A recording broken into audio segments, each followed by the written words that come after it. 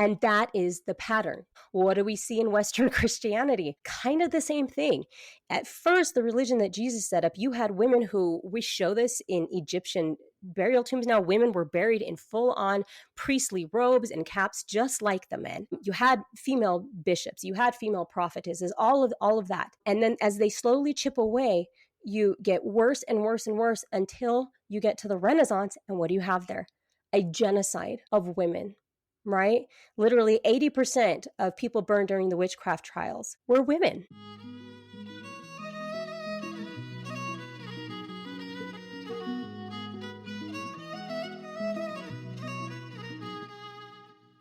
Welcome to the Feminine Alchemy Podcast, where we explore the truth about the feminine, the peaceful, the wild, and the visceral. I'm your host, J.N. Behringer, joined by my co-hosts, Julie Dean Richards and Kaylee Rose.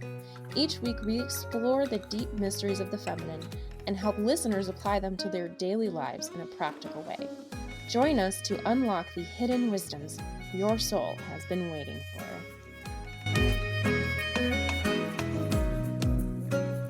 Hello, everyone, and welcome back to the Feminine Alchemy Podcast. I am so excited today to be joined by one of my really good friends who is here to talk about her book. She is amazing. Besides authoring multiple books, she has dabbled in the sciences as well as the spiritual. I think we have a lot of that in common in our background, looking at a lot of research. She's helped so many people in different categories. So everybody, please welcome Jocelyn to the stage. I'm so excited to have her here.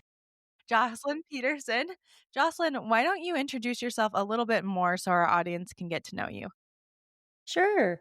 Yeah. So, well, for starters, I'm a wife and a mom and a grandma. And a lot of what I'm doing now started years and years ago after I had my last baby and I was injured by some medications I didn't know and was misdiagnosed and then put on more meds, which injured me even further. And Julie, I know that's kind of a passion of yours as well. We've done some messages together about these things. So as I went through the long and torturous process of getting off these medications and healing, I started doing some outreach, trying to be a voice for people to help them explain this to loved ones because these things are just so misunderstood. Eventually, I ended up starting the first nonprofit in the US focused on a specific class of these medications. And I started, a YouTube channel, and then I was asked to write a book. And I was kind of just going down that path. All these things that I envisioned were coming to pass. And then I just got this really strong impression, this inspiration to just do a 180. And I had healed quite a bit at the time, but there were still a lot of things that needed to heal physically. Like there were just things cognitively. I was severely disabled by these injuries. And I was basically got to focus more on the spiritual aspect of healing. So I really took a huge step back. This was right when COVID hit. I really didn't promote my book at all. I just started focusing on the spiritual, learning everything I could. And I had, at one point in my life, I wanted to switch over to becoming a master herbalist and a midwife. I was very into alternative medicine, but, and I was very religious, but it just felt like there was something missing. Like I was going to church, I'm reading my scriptures, and it was just, it wasn't there. But I knew there was something. And eventually I happened upon a book that was a little outside the box of my religion, so to speak. And that led me from one thing to the next, started developing some spiritual gifts, things like that. Eventually found a way to mesh that with my faith tradition, all these things that I was pulling in from Eastern traditions and all these other faith traditions. I just found out actually that God wanted me to integrate that into scripture study. Like I was literally told, read the scriptures, like study them. I can't teach you anymore till you do it. So I was integrating all these things and learning about the mother goddess and my role as a woman. And it was just like all these things were opening up to me. And as I did that, I just, you hit these roadblocks when you grow up like in a very sort of strict religion, which I did, which was Mormonism or the, Latter-day Saint faith. And you think, is this okay? Is this wrong? Like, what am I doing? Aren't there scriptures that say you're not supposed to do this? And so where I'm at now is I've been invited by the spirit or God or, the God of your understanding, whatever you want to call it, to share these things with the world. And that's what I'm doing in my book, is to kind of help bridge that gap between religion and individual spirituality I'm trying to really help people face a lot of these fears that come up and know that actually all these things we've been taught to fear are actually this whole other half of Christianity, of religion in the West that we have been missing, that we have been taught and conditioned to fear. But actually, these things aren't bad. Once you get to the truth of it, these are beautiful things that can help us flourish and grow and come together like never before, really. I love that. I'm so passionate about this. I love it so much. And we today are talking about Jocelyn's book, the culmination of a lot of this work, of her story, of where she's been, which I love that you bring so much experience into it. Like, there are very few people who have gone through as much as you have gone through and seen both sides, right? And I think that's a perspective that you and I share so much is, we both have done the very sciencey, the very in the box thing, very much Western medicine, Western diet, Western everything, and transitioned over and done a lot of research. But both of our paths were very, I didn't expect this to happen to me. You did not expect this to happen to you. Like, totally out of the blue and completely God led, spirit led by the universe, whatever people want to say about it. So I'm super excited to introduce your book finally. And I am happy to say you and I have had lots of conversations about it. And in maybe some small way, I helped contribute to this amazing work. Like, there were so many things that you and Jayanne, and others just pointed out to me along the way. And when I started this book, I didn't even have an outline. I just wrote the first chapter, and then I got this download for the outline. But it was a learn as you go kind of process. I mean, literally, I'd be getting ready to write the next chapter, and I'd be led to this book, or you would mention a book, or somebody would mention something, and then it would sort of flesh it out and fill in these ideas that I honestly didn't even know exactly what I was going to write. It's been a beautiful process to watch you create this. And this has taken a long time. Like you said, this has been a culmination. So, to introduce the book is called All Things in One: Reuniting Religion with the Woman in the Wilderness. And it is set to be published in December of 2025. We're super excited, right around Christmas. Yay. Get Yeah. it as a gift for all of your friends and family, which is awesome. And just to give people a preface with everything we've been talking about, is this book, right? All Things in One: Reuniting Religion with the Woman in the Wilderness. It basically follows the heroine's journey of descent and ascent. And it does a deep dive into some of our biggest fears around religion and spirituality, exactly what Jocelyn was saying. It helps us to deal with those fears. It helps us to emerge with this renewed sense of connection to everyone who's walked a different path from us. It's a quest for the woman that was driven into the wilderness in Christianity, and it will lead us through the murky terrain of time, folklore, apocryphal texts, words of ancient prophets, modern prophets, and spiritualists to help us discover what it means to be reunited, what it means to bring both spirituality and religion together. And also, a lot of this has to do with bringing back that mother in heaven figure, which was lost. Do you want to talk a little bit about that? Because I think people who are traditionally religious or Christian have a hard time with the concept of the role of a mother in heaven. Like, why do we need a mother in heaven? Why is she important to this work of reuniting us back again? Well, growing up in the LDS tradition, I can't help but pull from that in my understanding of things. And the founding prophet of our religion is Joseph Smith. And I'm going to loosely quote him here, but he said something like, if you don't understand the character and the true nature of God, you don't understand yourself. And I would say vice versa. If you don't understand who you are, you can't really understand who God is on so many levels. And growing up with just this masculine God, when women look in the mirror, we don't see God. That's a problem, because I truly believe that if we can't look in the mirror and see God reflected back at us, we don't know God, or at least our understanding of that God is very limited. So the irony is, as Christians, or with these Western religions, we're so afraid of worshiping a false God. And yet, if we don't understand the full spectrum of God, both the masculine and the feminine, we by default are worshiping some kind of a false God, because we don't truly know who that God is. So that's one aspect of it, Julie. Yeah, I think that's super important. I think this idea of women seeing themselves as a goddess, understanding that they are part of that. We quote the Bible all the time. We're made in God's image, both male and female. Well, how can you be made in the image of God if there's not a feminine aspect to God? Whether or not you want to see that as a completely separate being, or you want to see that as, like, some people see God as genderless, you have to believe that there's some kind of feminine piece to that, but we do not see that reflected in the world around us. I mean, it's changed a little bit. There's definitely been some incorporation of that, especially in spirituality, I would say. But for the most part, the feminine goddess has really been hidden, veiled, trampled on, all of the above. Yes. Exiled into the wilderness. Yes, exiled into the wilderness. Yeah, I think that brings up such a great point. It's not just about seeing God in yourself, actually knowing God. We're so afraid about worshiping false gods, yet we don't know the full God if we don't know both the masculine and feminine portions of God.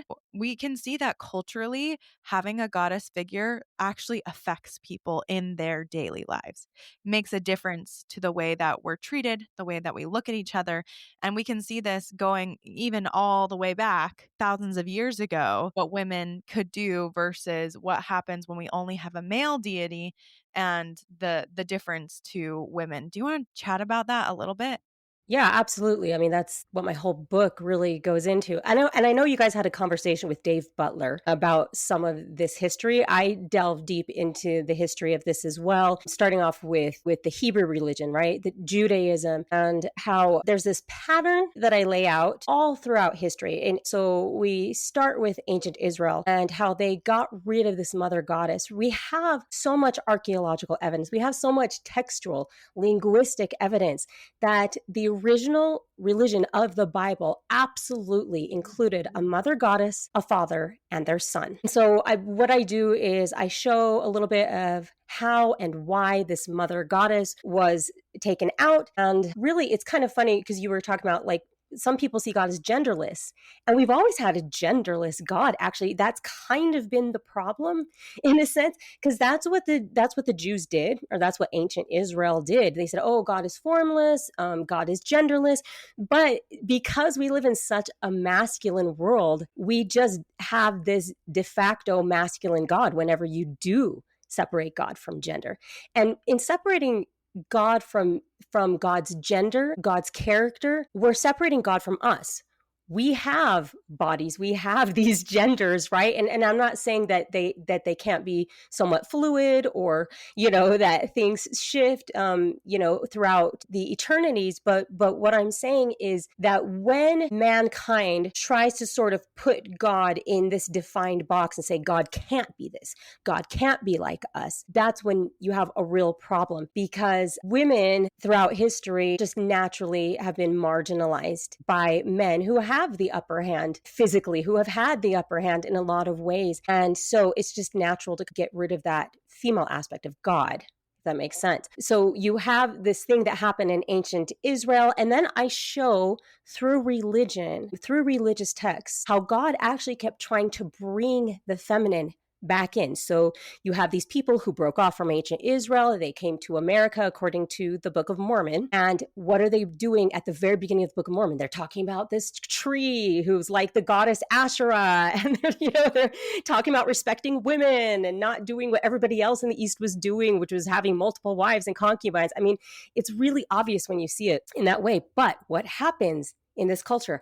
The exact same thing that happens in ancient Israel, right? They start denigrating the divine feminine. And the problem with that is, when you denigrate the goddess, when you remove her and denigrate the divine feminine, that goes hand in hand with the denigration of women. You can't separate the two out. It's like women are the canaries in the coal mine. And anytime society starts like messing around with the feminine nature of God, women and children, the most vulnerable in society, will be the ones who suffer the most. And that's what these patterns show. As we bring it all the way then through to the time of Christ and the evolution of Christianity, I show how Christ, his life was spent trying to bring back in all these things, traditions that were outside of Judaism, stuff that Christianity today would be like, whoa, wait a minute. But he was making a pointed effort to show all of these aspects of the goddess and the divine feminine that were taken out. And in doing this, he also modeled the elevation of women. he really was radical in how he treated women, how the quality of the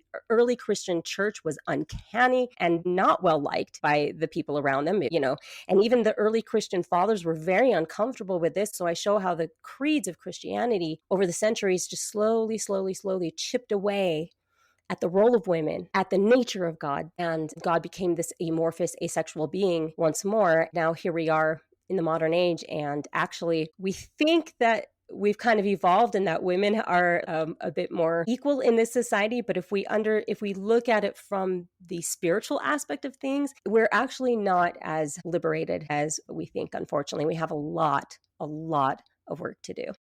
Yeah, I 100% agree. It's so fascinating because we're doing this in the context of ancient Israel. And for people who don't have a background in Christianity or Judaism or anything like that, it's really important because it's the main religion. Most religious texts and people who are religious come from an Abrahamic religion. That is like the big one. There's lots of work that have been done around this by other people. There's tons of books, some in the early 2000s, some in the 1990s, when a lot of this stuff was being discovered. A lot of them exclude Israel. A lot of them are like, Israel's the only one that didn't have a female goddess, and look where that got us. But it's actually not true. They totally had a female goddess. Now we can say that. We have way more evidence. There's been tons of work that has been done by scholars like Margaret Barker and so many others who have really analyzed the text, and also just so much archaeological evidence. It's insane. But we have to see, right? Like, even before Israel, we have these goddess led religions. Almost every religion had a goddess centered in a matriarchal religious landscape. And during that time, a lot of people, I'm sure people don't know this, the first person who is credited with writing, we always say it's a god now. Originally, it was a goddess, it was a woman. And we have ancient texts written by women before men wrote texts. We have women in societies. So even during biblical times, some of the scholars write about going to Africa. And in Africa, there are still these matriarchal religions.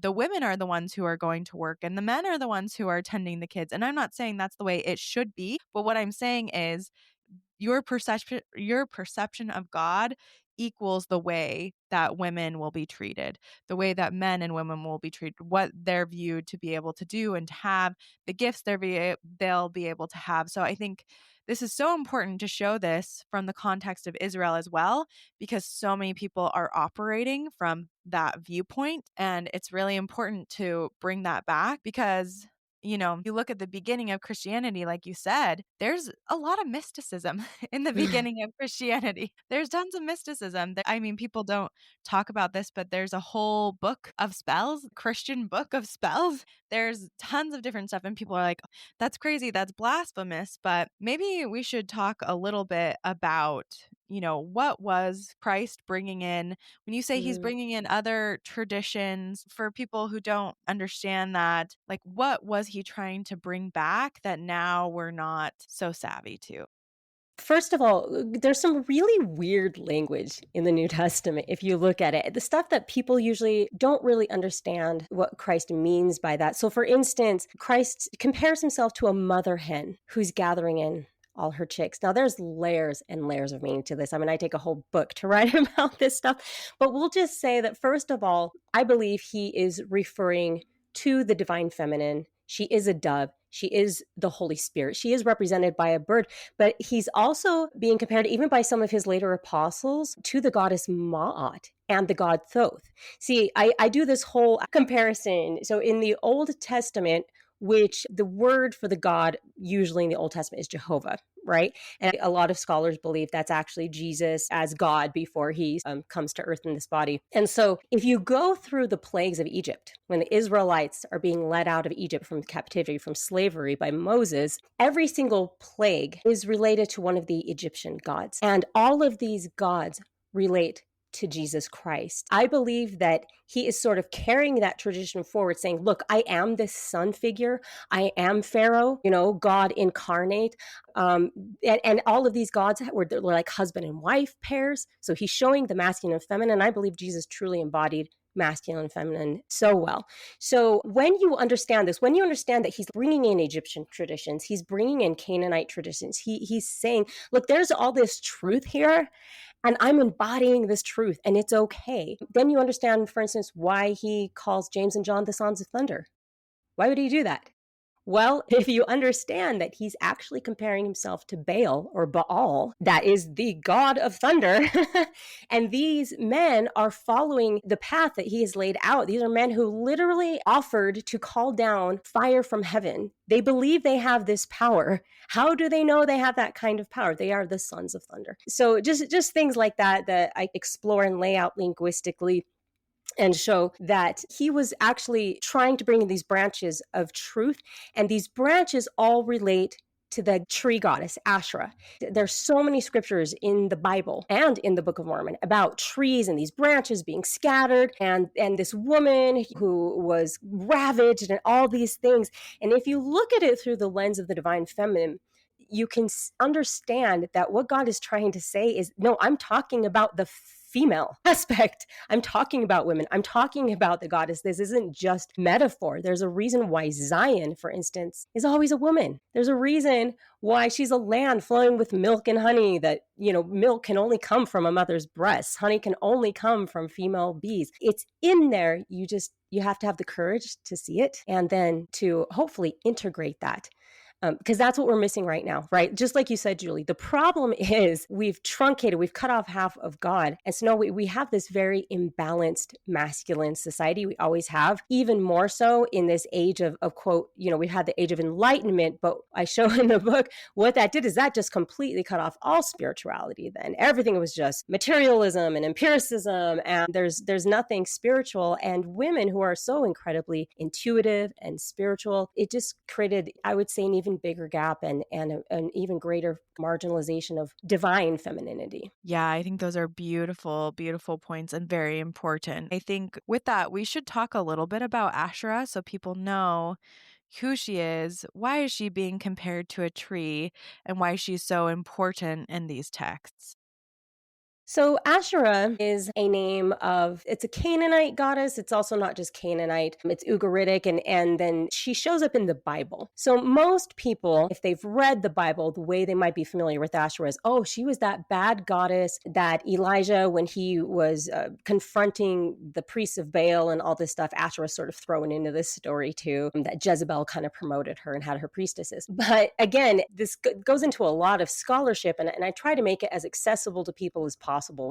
But Asherah shows up, for instance, in Psalms. So in the word blessed, it talks about blessed is the man who, and it talks about wisdom.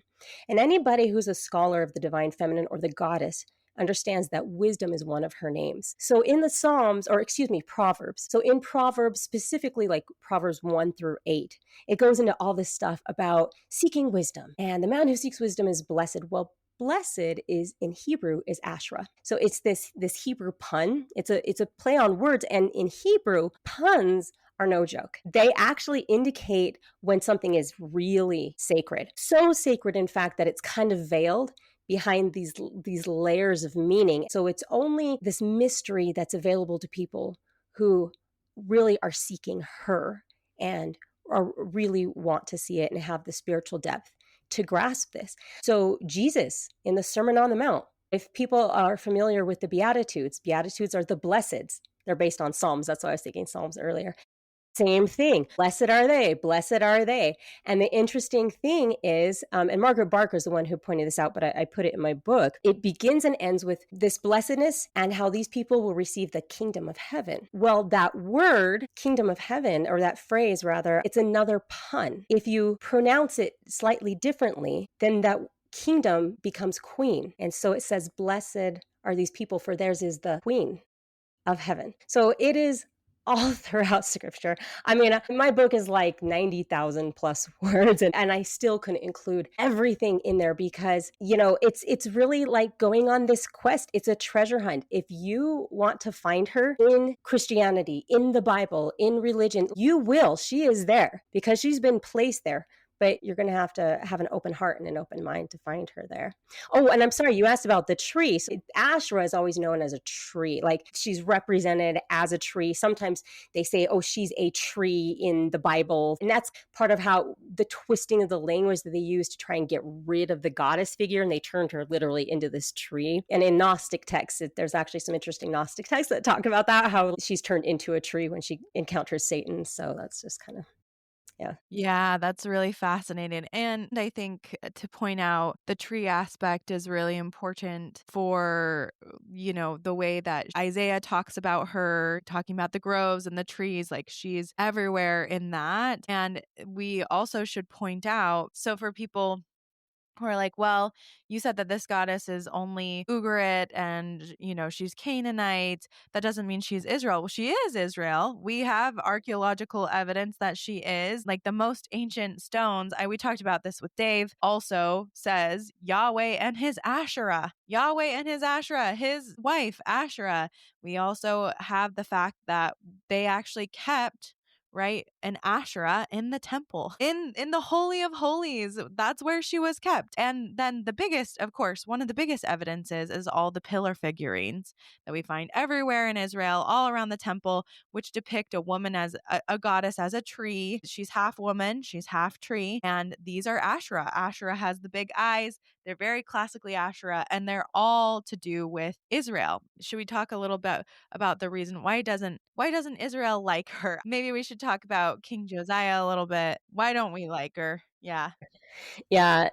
So like you mentioned, there was this tree, and people know it now as the menorah. It was a it was a stylized tree, and we often kind of miss that connection, but it's right there in the book of Exodus. And there were other things too in the original temple, well, in the tabernacle of Moses and then Solomon's temple, that alluded to this woman, this goddess figure. And what you had around the time, around 600 BC or so, and just before that, you have these two kings, both Hezekiah and Josiah, who went through and made some reforms. And what people need to understand first is that a lot of what we have in the Old Testament was reformed during this whole Reformation period. Now, according to the Old Testament, and after the Jews were exiled, after their kingdom fell, you have these people who are coming back trying to figure out what happened, why did we fall? And so they'd never written their scriptures before. See, it was always an oral tradition. It was actually illegal to write your scriptures. And then they're around these Persians, and they're picking up on a lot of Persian influence in their religion and their God and things like that. And they're coming back and integrating that now into these texts. They had some old scrolls and things. It wasn't the Jews, it was the other tribes. So they're rewriting this history, and they're creating this narrative. In a sense, what they're doing is they're blaming Asherah. Well, okay, so that's after the time of Josiah. So now let's go back to Josiah. So what happens during his times, there's a lot of political stuff. Again, what we know now as the Persians, these empires, there's a lot of political strife. There's a lot of concern. They're being attacked. They're trying to make nice with their neighbors. Well, their neighbors are monotheists. And they have a male god. You have the northern kingdom of Israel, the southern kingdom of Judah. So Israel falls. That was prophesied by Isaiah. Now a lot of them are coming down. They're influencing Josiah, and he's this young boy king. I mean, he's like 10 when he gets on the throne, and he just barely is coming into the cusp of adulthood. And somehow, I don't know if it's the influence. We don't really know what it was, but he just decides, okay, my people have gone way too far astray. And I'm sure there were some bad things going on. So he just goes on this rampage throughout the kingdom. I mean, he literally is taking these priests who are worshiping other gods, and he's burning them, as an object lesson. And he's consolidating power, because there were temples. William Dever, one of the main archaeologists who discovered the goddess, showed there were temples all over the place. It was, I would say, more egalitarian of a religion. Well, now, no, it's only in Jerusalem. This is the only place where we can have temple, only the priests here. And he goes in and he gets rid of any sort of the remnants of the old religion. But I would say that a lot of that was gotten rid of beforehand by Hezekiah. I mean, we're told that Hezekiah went in and tried to clean things up, and he gets rid of this pole with a snake on it, the one that the Israelites were supposed to look to when with Moses in the wilderness, that when serpents were biting them and or whatever it was, fiery flying serpents. It's just this really interesting period. And there's nuance, of course, but what happens is the whole religion just becomes masculinized, monotheistic, and centralized and very nationalist. It's like "Make Israel Great Again" is kind of the motto at that time, because we need this revival so we can become this great nation, and we need to turn to God and get back to the fundamentals and whatever, but it was really being redefined. So I don't know if that answered your question. I have a tendency Yeah. to just go on. No, it's very, very useful. And I only just wanted to point out that during this time that they suddenly somehow find the book of Moses. And that book of Moses is the one that it's Deuteronomy, isn't it? Or is it Leviticus? Most scholars believe it's what we now have as the book of Deuteronomy. It's really interesting because if it depends on which account you look in. Again, you have conflicting accounts. You have the book of Chronicles, and then you have the book of Kings, and you have different timelines. But what it seems like to me is actually what happened is Josiah realized that they weren't actually living up to their laws, one of which was that you shouldn't have multiple wives. And that had been lost for a really long time, and concubines and all of that. So there was good and bad. There was some respect for women. He actually then listens to a prophetess named Huldah, and he re-implements the Passover, which I show in my book, actually has to do with the goddess, has to do with a mother and her son. So there is this time of peace where they are protected for a bit. But then Josiah kind of goes off the deep end again, and then the people aren't protected, and then the kingdom basically falls after that. Well, I just wanted to point out with whatever this book of Moses was, that's when they implement all these laws that later Jesus is like, these laws are stupid. He's like, get rid of these laws, all the little nitty gritty, these, you can only walk so many steps. You can't do this on the Yeah. Sabbath. That's where this comes from. And Mm-hmm. that's where, at least seemingly, that's where a lot of the issue seems to have happened is we have this book now that's telling us we need to do this differently. And it's quite likely, I would say, that a lot of this is just foreign influence. There's obviously a foreign influence that comes in and changes the religion. And I think the truth is that having a monotheistic God has hurt us tremendously and has hurt the Christian faith tremendously. It has hurt so many people tremendously. And a lot of that, with the different creeds and the Creed of Nicaea and everything, we really cling to this and we really try to make it so we only have one God. We have to combine everyone into one to get rid of and not be polytheistic. So, do you want to chat about that just a little bit? Yeah, well, the idea of a monotheistic God is a problem. There's this quote, I can't remember her name, but she says, "If God is male, then male is God." And that's ultimately the problem, isn't it? When we do this, we follow this pattern, the one that I talk about in scriptures, and you sort of go through this descent where things get worse and worse and worse. So, for instance, in the Bible, Josiah, right, all of those reforms, what happens? Their people are destroyed, right? They're carried captive into slavery. You could say, looking at the evidence, that's because of what Josiah did. Then what do you have in the Book of Mormon? The same thing. The people just go farther and farther and farther into sort of being overly masculinized. They're actually, what I show is they're trying to implement this old Deuteronomist Judaic law over and over again instead of the new one that the people who left Jerusalem were, or not new, but I would say the original religion that they were trying to re-implement. They kept going back to this reformed religion. And what you have is, by the end of the Book of Mormon, not only are women being denigrated off and on throughout, depending on how close people are to God, but you have people literally raping and cannibalizing women. It gets that bad. And that is the pattern. You just go and go and go. Well, what do we see in Western Christianity? Kind of the same thing.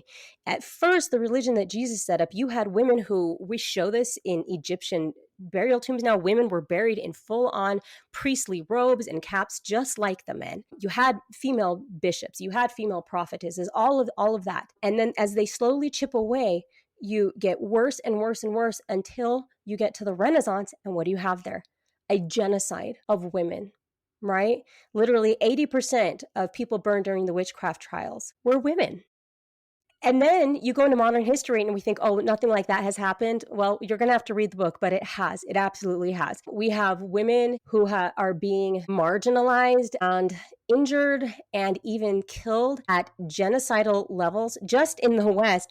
And that's not even incorporating the rest of the world, which it's happening at genocidal levels everywhere. We have not corrected course at all. We're just doing it in more subtle ways.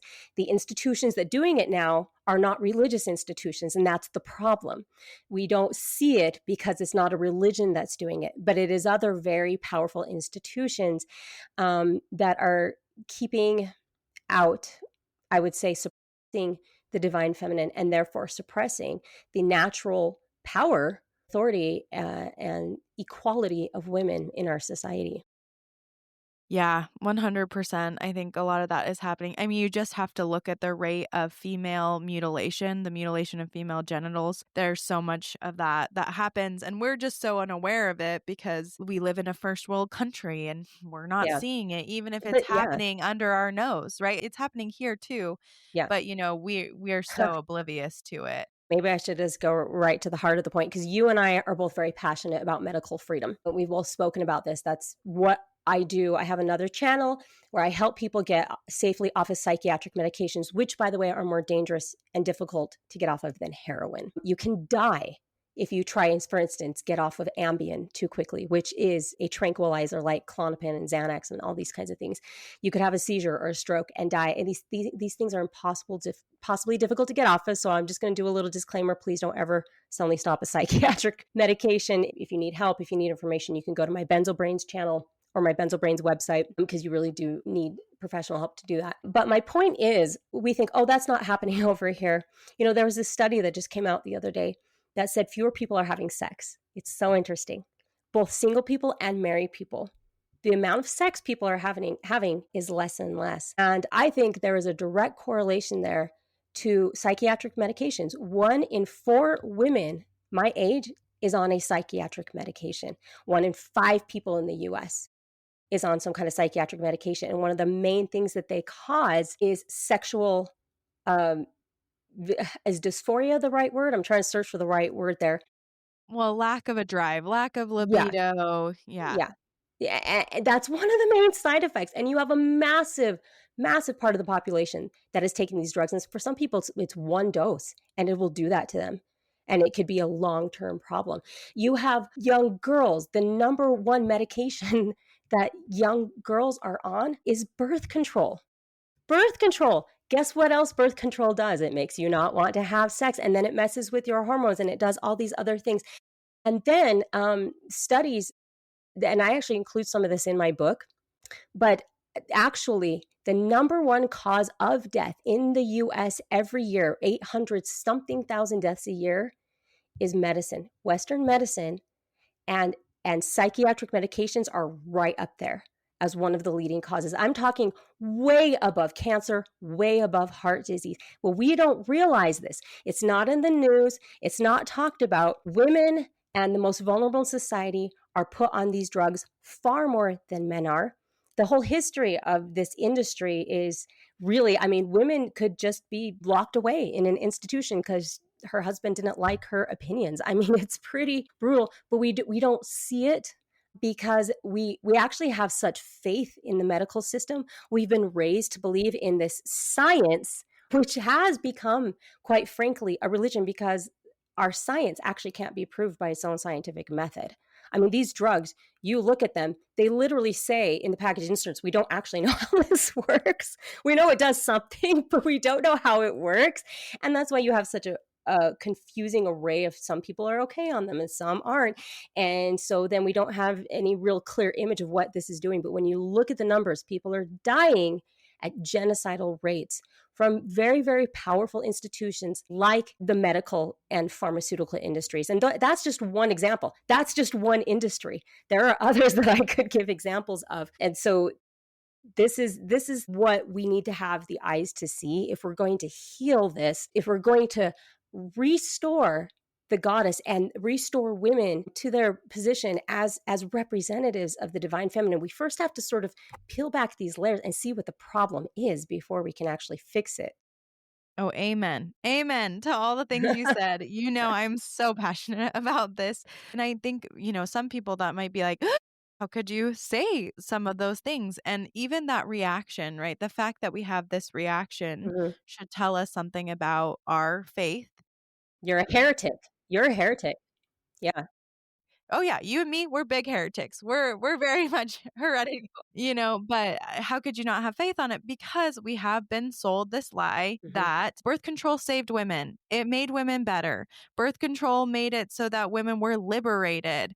And Mhm. all these drugs, they're making it so you're liberated and that you have all these rights, when really, just for people who don't know, not that we need to go down this whole path. There's so much. Me and Jocelyn need to do a part 2 and we'll just do I it straight know. up, all about medical history and how it's affected women. But just as a small example, birth control was tested on men first. They tested men. They said, yeah, we'll just make birth control for men. We'll see what it can do. Men complained of all the side effects that women had, right? Bloating, neurological issues, all kinds of hormonal issues, low sex drive, all the things. And so they said, well, I guess we won't give it to men. We'll give it to women. And then women had all the same issues, if not more issues, because Mhm. women's hormones are much more complicated. And what happened? They said, well, you can deal with it. Women can deal with it and we'll just sell it. And that's how they sold it. We will sell it to women that it will liberate you. And so many women I know are really afraid of not being on birth control because they're very afraid of having a baby. I get it. It is an incredibly big task. Taking on your own fertility, having responsibility for it, and knowing your cycle, it seems like a big deal. And it's much easier to just take a Yeah. pill, you know? Right. But do you know what true freedom is? Do you know what true sexual freedom is? It's knowing your body and taking ownership of your own body. I was feared and guilted into taking birth control, and something in me when, I got married, actually, it was like, "I don't wanna do this." I just didn't feel good about it, but I didn't know what my options were. So I got on birth control and I spent about 7 months of turning into just this horrible person that my husband never signed up to be married to. It was just not fun. And yes, and I bloated and whatever. I mean, I went crazy. My mom never told me that she couldn't take birth control. I didn't even know that. She didn't even share that with me.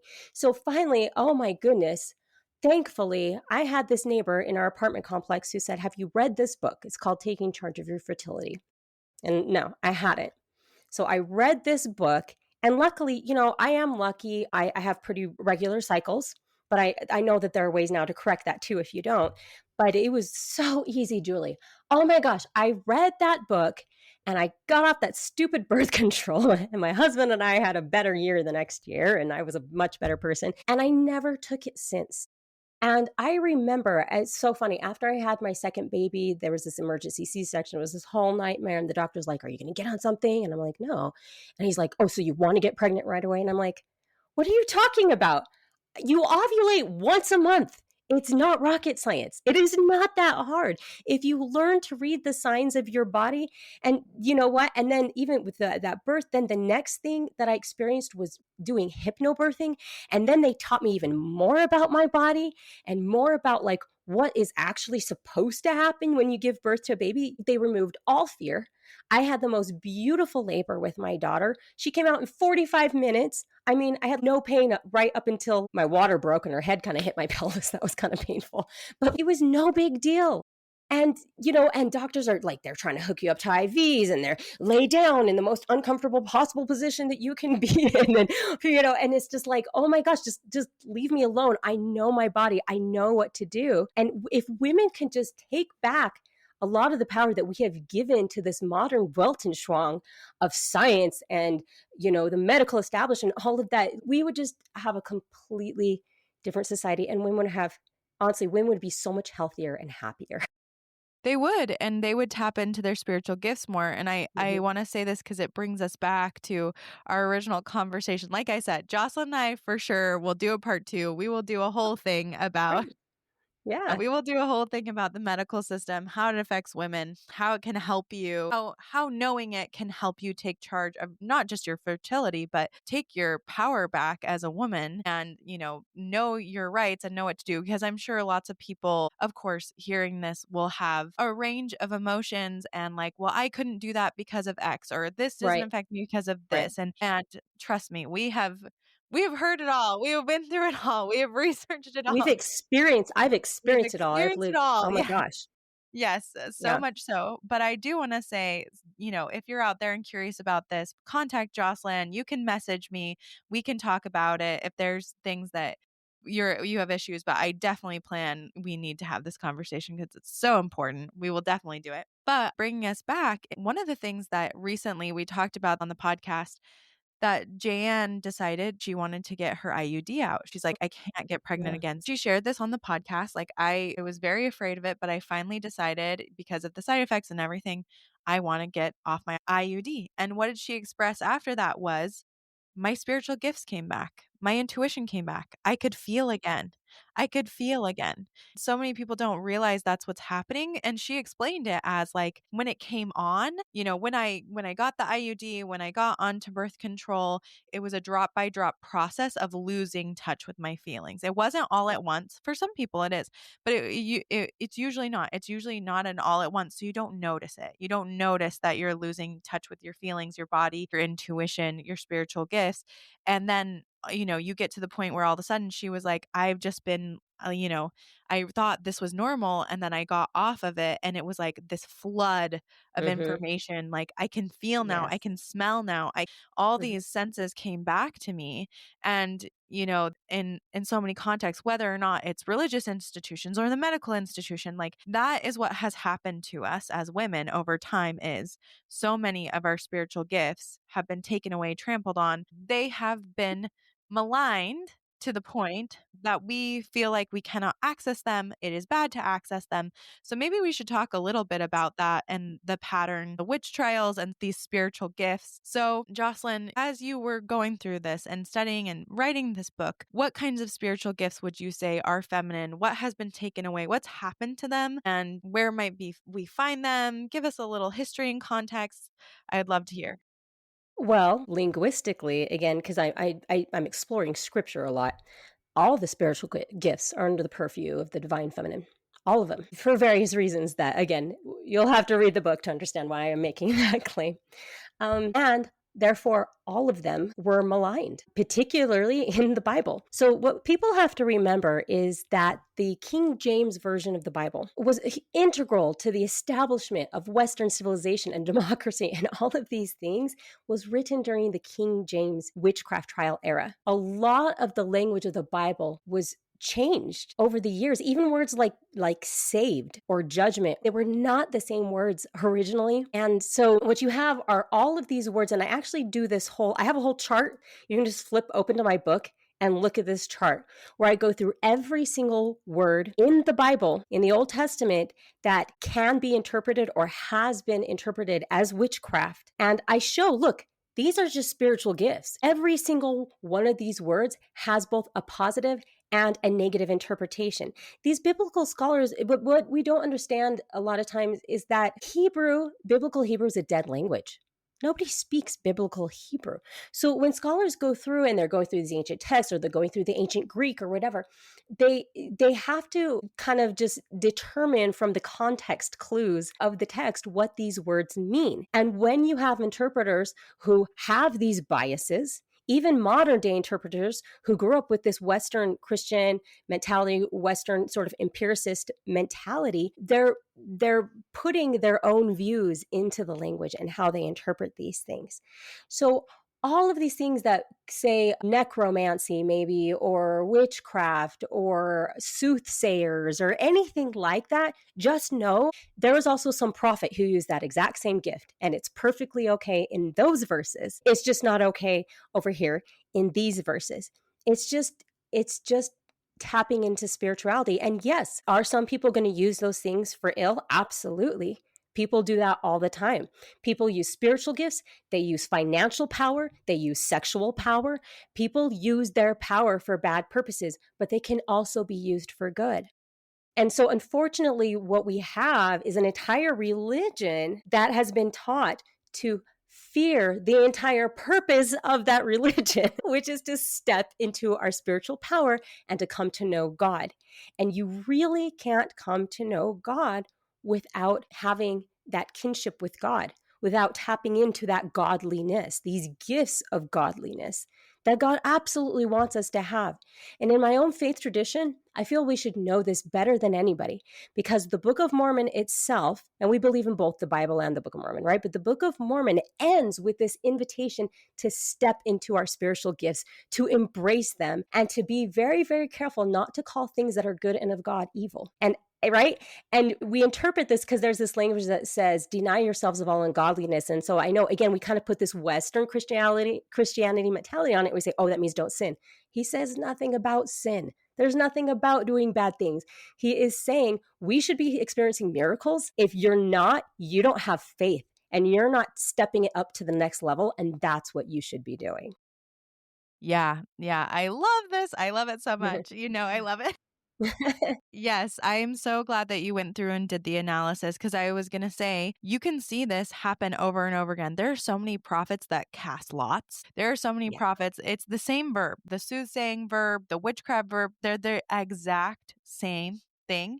If you look at the Hebrew, if you go back to the original language, Mm-hmm. and then it just depends on who's doing them, what we interpret it as, right? So like when a prophet does it, we might say, oh, they used their gift of prophecy. Like in the Bible, it might say they Mm-hmm. prophesied. But if it was used in a different context, they'll call it witchcraft. The verb is exactly the same. The verb's Mm-hmm. exactly the same. It's not different. Casting lots, again, so many people cast lots. Job cast lots. Jonah casts lots. Like there's a million people, prophets in the Bible who cast lots and read the lots and interpret the lots. And now we would say, like, that is incredibly evil. How could you do that? And I think it's so important to look at this and to understand that spiritual gifts come in all shapes and sizes. And we have labeled them based on, our mentality, our culture, our fear. And I would say, really, based on ancient culture, fear mentalities, instead of understanding that, yeah, both sexes, even in the Bible, both sexes are prophets. There are prophetesses in the Bible who Mm-hmm. do these things, right? Mm-hmm. We have access to these deep spiritual gifts, and those gifts are not evil. They're part of what we're meant to access. So I think it's so important that you looked into this. And I did want to say it's very, very interesting, because this is one of the reasons that the LDS Church gets a lot of flack, Mm. because of Joseph Smith and this idea of using divining rods, using things like seer stones. If you asked anyone in the LDS faith now, they're like, "Oh no, we don't do that. We're not any kind of mystical, magical. Yeah. If you look into that, that stuff is evil." When like founders used it, and that's why other Christian religions are like Joseph Smith was evil because he used these gifts, even though in the Bible they use seer stones, they use divining rods. Like it's in the Bible, you Well, guys. pentagrams are all over the Bible, by the way, if you have the eyes to see it. And I know people have ragged on the church because the original Nauvoo temple has inverted pentagrams. But what people don't understand is inverted pentagrams weren't used as a satanic symbol until like the 60s, the 50s, when that religion started up. It was never that. In fact, again, you have to go back to these ancient roots. But if you understand that the original image of the pentagram symbolized a human body, an ascended human being who shines like the stars in the heavens, again, all throughout the Bible, Job, the stars in the heavens, that an inverted pentagram, so for instance, a regular star, the top would be the head, the two ends would be the hands, and the two other ends would be the feet. If you invert it, that's a person who descends. So in Joseph Smith's mind, an inverted pentagram is an ascended person who condescended to come to this earth. It's such beautiful imagery. And by the way, Christians do divination all the time. How often have you or I or other people taken their scriptures and let them just fall open to the exact right spot? That's called bibliomancy. It's really no different than what Joseph of Egypt did with his divining cup, looking into it kind of like what you would with a crystal ball, except he used water. I mean, the cup is a huge part of the story. He puts it in his brother Benjamin's sack. We do these things all the time. We just don't. The problem is we don't have the language for it because all the language has been made scary. So I bet there are a lot of people out there listening right now who have gifts that they are afraid to tap into because those gifts come with names like what's a name? I'm drawing a blank right now. Well, even divination, like a name divination, seer, like soothsaying, or even Yeah, I have a whole list of these though in my book because psychic. You could say somebody's psychic or somebody's a medium. I mean, if you have ever gone to a temple or I don't know, some other place, or you felt a family member on the other side of the veil, sorry, that's called mediumship. And it's not a bad thing. Again, it's all throughout the scriptures. It's there. People do it all the time. Good people do it. How many people have these gifts? How many people are telepathic? You think of somebody, the phone rings, and this has happened to you multiple times. That is so cool. That is so amazing. But we fear these things in Western Christianity or in Western society. We think it's crazy. Oh, these are kooks. They're always portrayed as weirdos in the movies and things like that. Yeah, well, there's a reason why they're always portrayed that way. And it's a part of the same system that is trying to make us afraid of our power so we don't step into it. Yeah, and I think we got to bring in, some context and background. We could talk a little bit about the witch trials and everything that happened then, and a little bit more about like the Renaissance, because there's a reason. We've talked about the witch wound before on this podcast, but there are reasons that women in particular are very scared of these gifts, even though women are usually quite blessed with them. It is part of our feminine nature to be blessed with gifts like this, but we are afraid of them. So maybe we should chat a little bit about that, about, what's going on. And I do want to say up front, man, I'm just ready to like tick everybody off today. I I there is a reason that the image of Satan, the horned the horned image of Satan that we see, there's a reason he has breasts, okay? There's a reason that we never had an image of Satan before. And Mm-hmm. then, after Rome takes over and then big time Catholicism takes over, we have this idea, we create what we think Satan looks like, right? This devil with horns and boobs.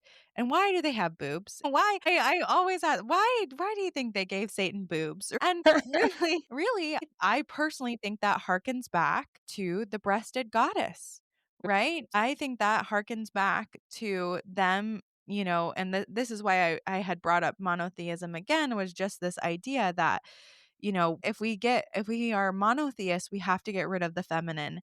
And the way that we can make her as evil as possible is to make her part of Satan, because you and I both know one of her names means literally the breasted goddess, right? Yeah. So, it's everywhere, and that will, tick people off, but this is one part of the reason that women are so scared of their spiritual gifts and scared of straying from the path is I don't want to be like Satan. I don't want Mm-hmm. to be like that. But there are lots of other reasons that have to do with the witch trials, things like that. Talk to us about this, Jocelyn. Oh man, I mean, there are so many aspects to this that we could speak to. But once again, the witchcraft trials were an offshoot of the evolution of Christianity. So as they tried to marginalize women more and more and more, they started integrating these philosophies. So one of the original Christian fathers, Augustine, started incorporating these philosophies that led to this idea that, well, women aren't even real people. They don't have spirits. So then you started incorporating, well, Eve, she messed everything up. And so there's this curse that's on women. And then it just evolves and evolves. And again, and as they're doing this, they're removing the gender of God. They're making God more separate from mankind. And we can't access God. We can't get new revelation, all these kinds of things. Well, what's revelation? Well, that's spiritual gifts. That's divination. Well, you can't have new revelation because the canon is closed and blah, blah, blah, blah, blah. So they're literally vilifying these things. And because what happened, what a lot of people need to understand is that there was nothing before the age of rationalism, this modern era, there was nothing that wasn't spiritual on some level. You didn't practice medicine without practicing some form of spirituality. You didn't get into anything without getting into spirituality.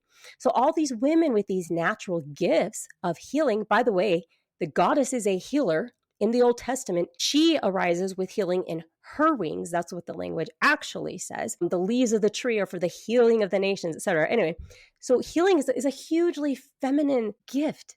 You had all these female healers. Well, it starts to be kind of commandeered by these educational religious institutions. And so they really started vilifying all these lay healers because they were supposed to go to their priest. Well, you had to pay a priest. And the priests were actually perpetuating a lot of abuses on the people. So people didn't want to go to the priest.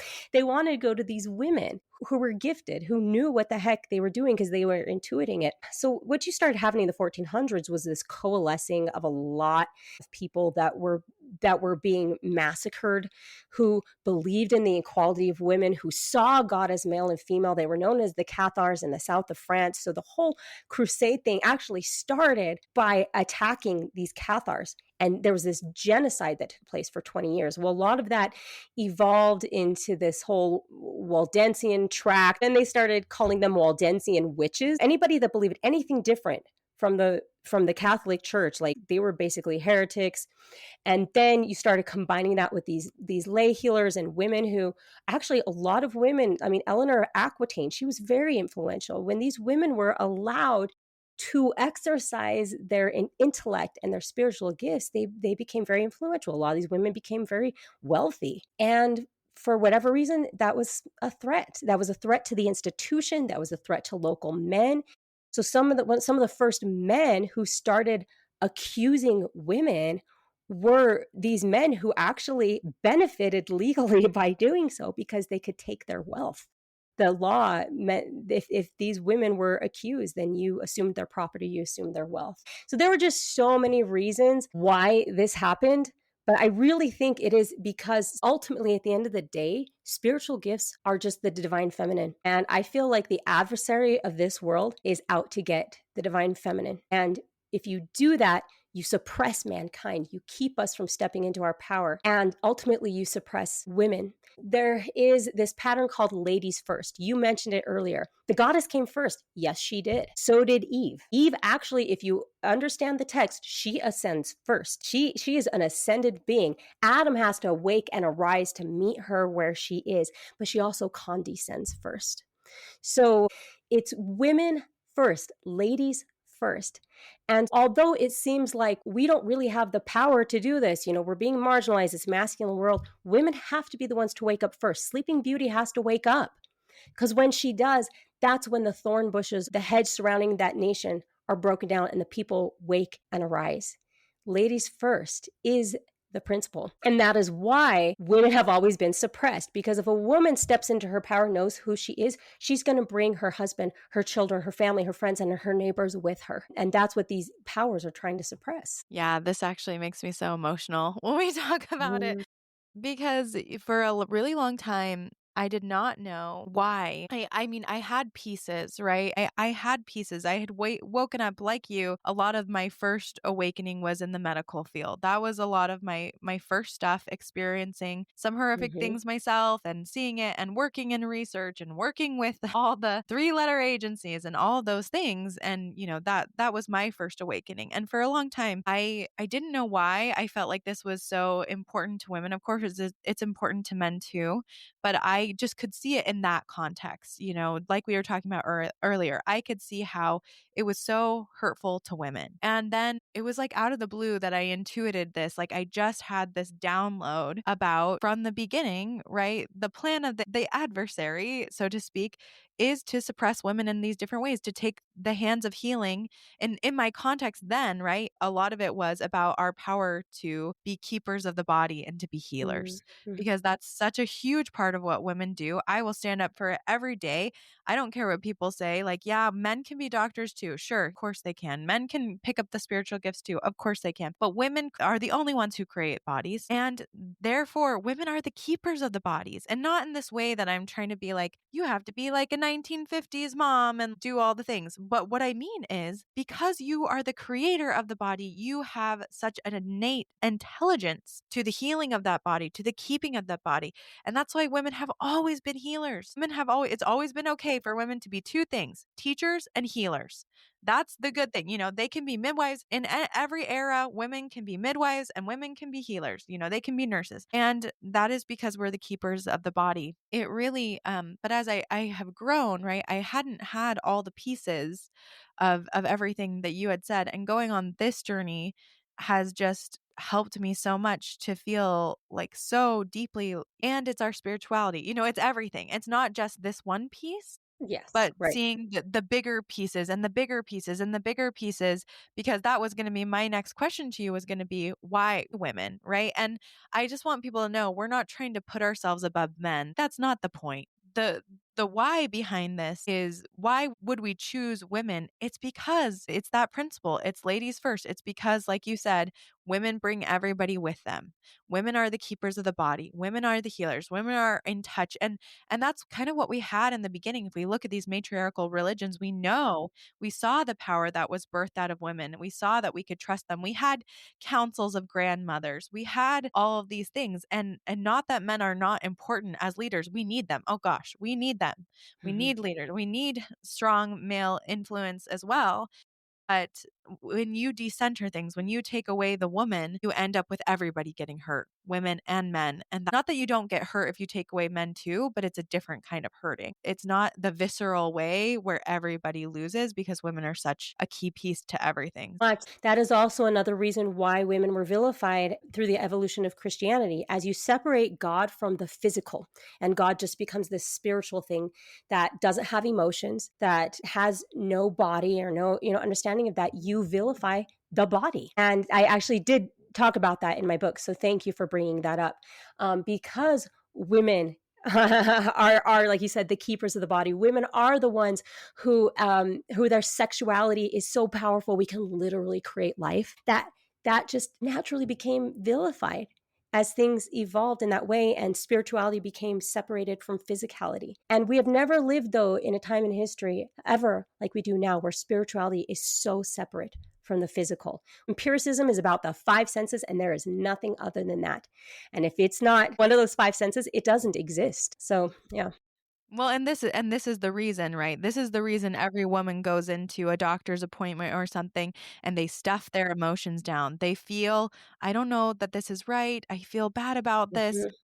but we stuff it down. We stuff it down because it's separate. It's separate. Your feelings, feelings don't matter, like facts don't care about your feelings. Your feelings don't matter. We have come so far from being connected to ourselves, and so far, like you said, because we have separated everything, we have lost so much of our power in doing that. Mhm. And now we give it labels. The labels that we give spirituality is like, oh, that's so woo woo, that, besides being like it's evil or it's devil Mhm. worship or whatever. But like, we love to even vilify it among ourselves by being like, oh, that can't be science. Oh, it's just replacing one derogatory term for another. It used to be witch, now it's just crazy. We just call people crazy, and then we take care of all that witchcraft stuff through psychiatry. You can lock people away if they're crazy. You can medicate them and numb them to the point where they can't feel anything. And by the way, people who are locked away in mental institutions have fewer rights than a convicted criminal in jail. So this isn't, this isn't a small thing. Seeing visions, hearing things, have diagnoses. Sorry, I'm going back to the psychiatric thing, but I just want to point out, because I heard this beautiful thing actually that this young woman who escaped North Korea once said. And she said that true oppression is not even knowing that you're oppressed. You don't even have a language for it, she said, because you don't even know that's what's happening. And I feel like, Julie, your job and my job of so many women right now is to help people wake up and see this oppression that we are living under. It's a spiritual oppression. And yes, it vilifies the physical. We are physical, spiritual beings, and we also have this mind. And women were given this gift. We're told this in the story of Eve. She was given a gift of enmity. That was a gift that was supposed to help her crush the adversary's head. It was something that it's this natural instinct that says, that's not right. I don't even want to have anything to do with that. Listen to that. That is a God-given gift that you are meant to step into so you can overcome the overly imbalanced masculine powers of this world. Yeah, I think that's beautiful. There are just two things I want to ask you about before we wrap up. We've had an amazing conversation. We're going to have more conversations. You and I are too on my channel, because I need to have you. So we're going to have so many conversations. So many conversations. But my one question I'm going to have, because the fear is so strong, the fear is so strong of our spiritual gifts. A lot of that comes from the witch wound, because women were hurt and Mm. burned and hung. for having gifts or being suspected even of having gifts, right? Or doing something different, of course. And lots of people are dealing with, what if my family rejects me? What if my Mhm. community rejects me? Yes. That's so real in such a visceral way for so many people. And you and I have both experienced that and felt into that deeply. People will be asking, okay, but some of this is not good, or, there are people who use it for bad. So how do I know if I've gone too far? How do Mm. I know if I'm, descended too much or gone too much off the beaten path? Or how do I tell the difference? Because one thing I do want to point out is because we are culturally conditioned, we become uncomfortable with things. And that's not the same as what Jocelyn's saying about enmity, because, we will feel cognitive dissonance, which can cause anger. We're going to have feelings of fear. So, how do we tell the difference between this enmity and, like, oh, I really have gone too far? This really is evil or bad? Right. That's such a great question, and it's one that I actually addressed towards the beginning of the book because I my book really is to just help address the fears and to help people get to the actual truth. So, what I will say is that as you learn and follow a pattern that is laid out, that Jesus laid out in the Sermon on the Mount, it's laid out in scriptures, and for LDS people, it's laid out in the temple. There is this pattern that we are told that we have been given so that we won't be deceived. And if you follow that, you're going to be fine. Are you going to make mistakes? Yes, you're going to make mistakes. But that pattern, really, it's just the super, super basics of Christianity. Really, it's about repentance. It's about forgiveness. It's about letting go, but not in the ways maybe that we have those words defined. I mean, there's not even like a practical application of repentance in the Bible, right? So I go into what does that look like, and as we learn to address what I refer to as the energy centers, these energy centers are the three main fears that the adversary used in the story of where he encounters Jesus in the wilderness. There are these fears of scarcity. Oh, I'm not enough. God's not enough. I'll never have enough. So I got to, get for myself and take and whatever. So when we get really good at recognizing these fears in ourselves that we're feeding into, even with what might be seemingly good actions like going to church. When we get honest with ourselves, when we're willing to really dig deep, go into the darkness and do the hard work of daily dealing with our demons and letting go of the false things. Again, what Jesus calls these branches, that they have to be pruned out. If we are really good at doing that, and we embrace our spiritual gifts enough so that we are getting more and more comfortable with receiving personal revelation and coming to know God. Those two things are going to go hand in hand. You're not going to go off the deep end. Look, everything is working together. The universe is conspiring in your favor. It absolutely is. The universe, God, whatever you want to call it, God isn't waiting for you to fail. If you have a sincere heart, if you are genuinely seeking truth, not so that you can be this amazing person that other people follow, but because you just want healing for yourself, for your family, for the world, I promise you are going to be led on the right path, but that takes faith. It takes faith. And faith means not knowing exactly what's coming down the road, but it's willing to take that first step into the darkness. Yeah, beautifully said. And I do think, just to address people feeling fear right now, feeling cognitive dissonance. We feel cognitive dissonance when we come up against something that doesn't align with what we've been told to believe or what we have in our subconscious, what our subconscious deems as safe. And trust me, I have dealt with my fair share of cognitive dissonance. Happens all the time. It is hard to confront because it brings up fear and it brings up anger. Those are the two Mhm. emotions that it brings up very strongly in us. And oftentimes it is so strong that, like, we can't finish. Like, some people won't finish the interview, right? Like, they won't listen to the end of it because it's so strong. It's so strong. Those feelings, right? It's when we get mad, like, we don't know why we're so mad. We're just like so mad. And so looking for those, my advice is, fight through the cognitive dissonance. And one of the biggest things you can do is listen till the end. Do things till the end. Actually ponder on stuff. let yourself ponder on it. And of course, look at the fruits. What are the fruits? And this means, like Jocelyn said, you might have to try some things. And if you try it, you may have to try them for a while to figure out what the fruit looks like, because fruit doesn't sprout immediately. It takes a whole season to harvest some fruit. So you might be in the beginning very afraid and feel like, oh, this is bad fruit. No, just because you're feeling those feelings doesn't necessarily mean it's bad fruit. You've got to give it the season. You've got to, hear it out, listen to it out. And if it is bad fruit, guess what? Yeah, it's very real. Repentance is real. And what repentance really just means is getting back on, turning around. Mm-hmm. Literal translation, shuv, just turn around. Okay. Mm-hmm. You don't have to do that practice. It doesn't work for you, but see the Yes. fruit till the end. And I will say the one guiding light that you can always, always trust in is love. Okay. If it's not about love, loving God, loving yourself, loving others, then you're just messing around with the ego and you can just let that go. So truly, God is love. And if you let love be your measuring stick, your guiding standard, you're not going to go astray. Yeah, I think those are beautiful words. I love it so much. And so, my last question for you, maybe should have been my first question for you, is who is the woman in the wilderness? Who is she? I mean, scripturally, she's the woman in the book of Revelation. Spiritually, she is the mother goddess. Physically, she is all of us.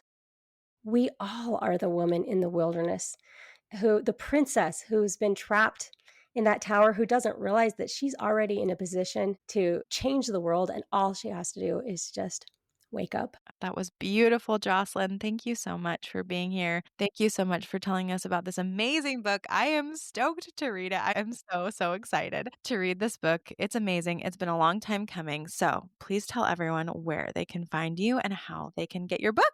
Well, you can find me at The Woman in the Wilderness on YouTube or Facebook or hopefully Instagram. I'm going to finally become Instagram literate and do that. Have a website up. But the book, you'll be able to find it on Amazon, Kindle, Audible very easily. So just all things in one, reuniting religion with the woman in the wilderness.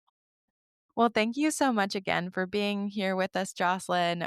I just love you. I appreciate you so much. I appreciate and admire your work. And for everybody listening, thanks for staying with us. And I hope you will get Jocelyn's book, and we will see you next week.